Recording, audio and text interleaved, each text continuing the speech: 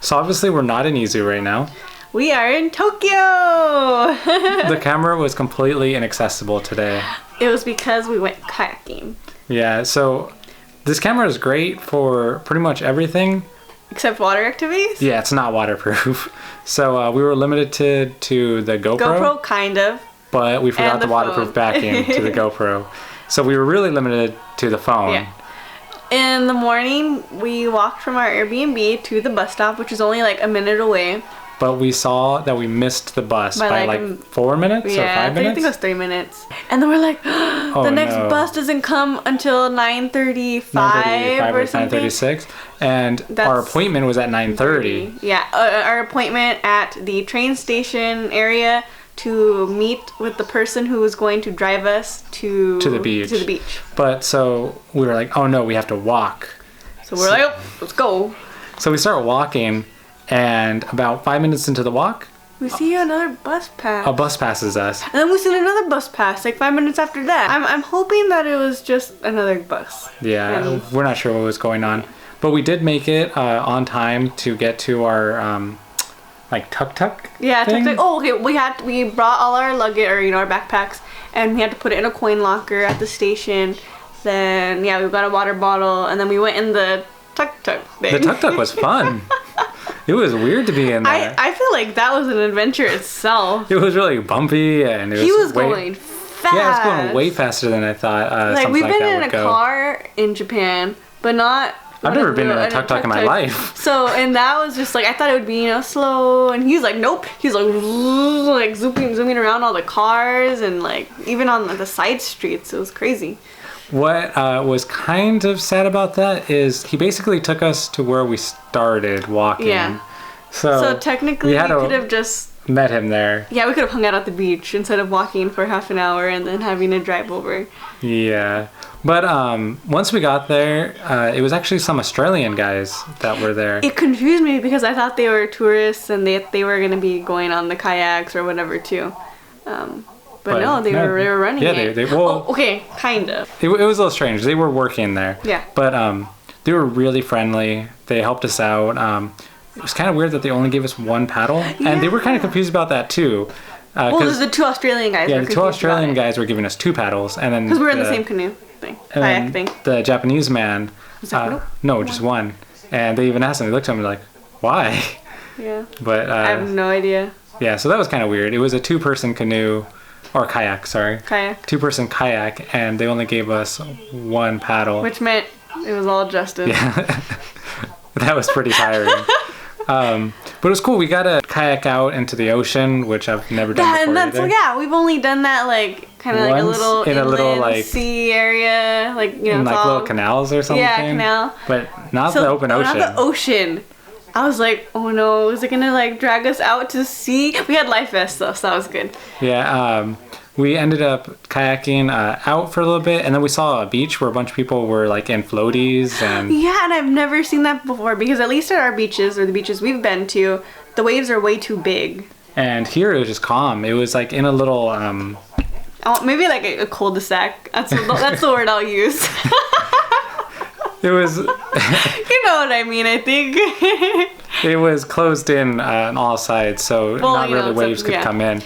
But and I noticed that when we were on the streets walking, in the area by the station, that they were selling a bunch of like donut holes and like the rafts, and I'm just like, I've never seen anyone sell that for the beach. It's like you would not go in one of those in the ocean. Yeah. Like it's gonna take you or it's gonna take it.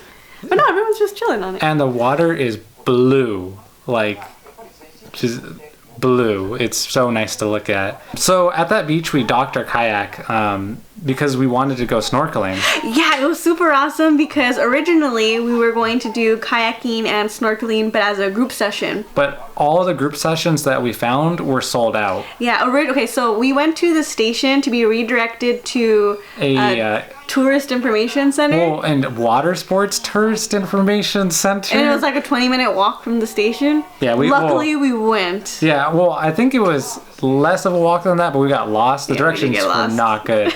But we got there, and there was this guy there who had a call around to each of the places. Yeah. And it was just they were sold all out. sold out. And then we were asking for the next day, and I was like, maybe they have them for today.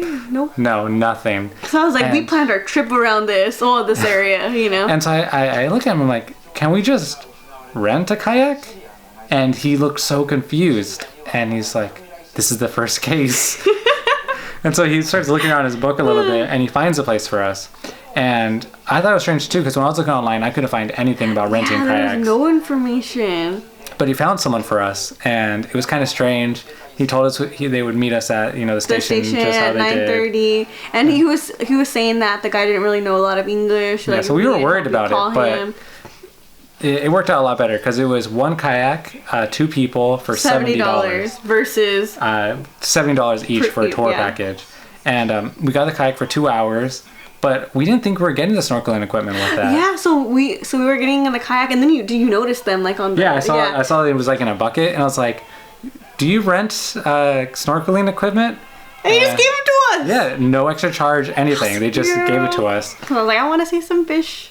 So we went out to that beach, and what was really weird about that is everyone was snorkeling right there in the shallow. Yeah. It was. I didn't expect for there to be any fish stuck. No, yeah, because that's just right where you step off the beach. Oh, but what's really cool is that whole area is shallow for a really long time. You can walk out for a pretty far distance. So and it's good because since it's in that little like closed in area, there were a bunch of little kids out there. They also had like a little life vest. Oh, and the little kid had the thing to catch the fish, a little net. Oh yeah, they were going around trying to catch all the little fish. That's what made you notice that there were fish, because they're like, what are they doing? And I didn't expect to see much, but there was a lot of little fish in there. Like nothing big, but. And we seen a crab too. Oh yeah, I like crabs. Yeah. But we did that for a while, and then we jumped back on the kayak. And because they had told us that there was a cave. And I was convinced that it was to the left. And I said it was to the right. And I was like, no, they mentioned it to the left. So we're going out there and into the ocean. Like now we're not even close to the rocks. And the waves are getting kind of not big. They were big. But there was a lot of wind. It was for us it was intimidating. Yeah, especially since there's no one else out there. Yeah. And so I didn't know how much was too much, but we got to where we thought the cave was. And it was like this little. It was tiny. Well, it was, I didn't want to have to like kayak through that. I was trying to convince him. I know. I was like, I don't think we should go in there.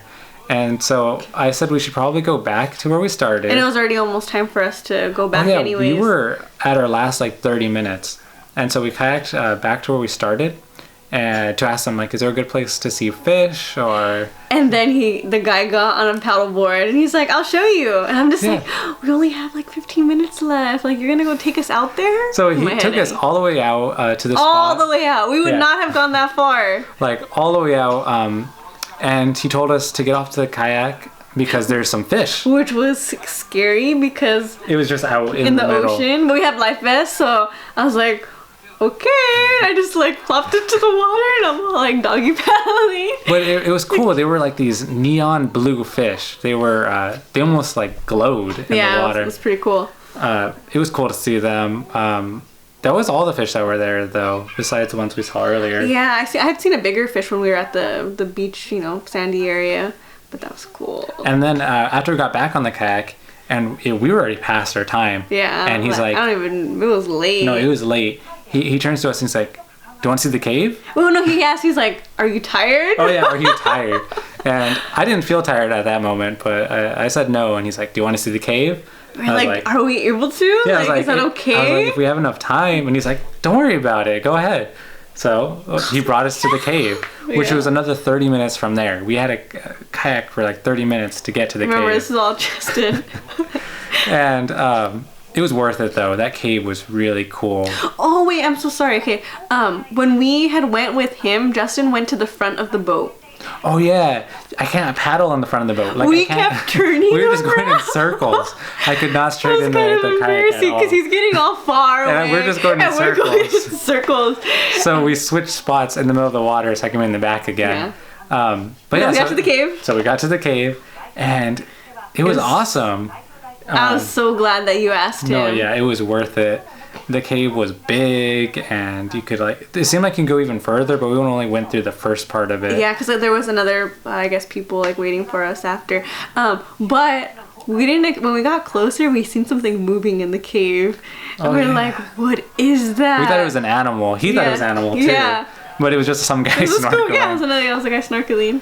Him and another person like further into the cave. Yeah, so the whole experience was, it was great. It made our Izu trip.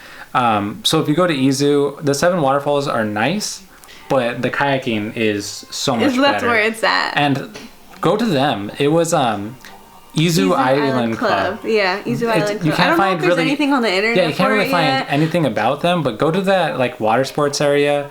They will give you information on it. They have tons of books. It's at Tatato Beach in Shimoda. And it's to the left of. I don't think that one's called. It's right near it. It's right. But if you go to the Izu-Q Shimoda station, you can find information about it. Absolutely worth it. There should be probably some information popping up because he was saying that they hired him for the summer. To like translate some of the information. So maybe hopefully he can get it online. But definitely go to them. It made our trip, and they're extremely nice. I don't know if they'll always be that lenient on the time. Oh, I mean, hopefully they get more customers. Yeah, it was really nice. So definitely go to them, and it'll be an experience. Definitely.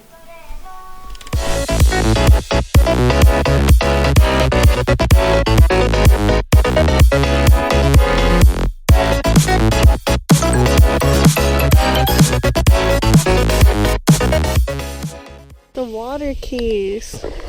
Oh, it's in the backpack. Yeah, I know. That sucks. Yeah.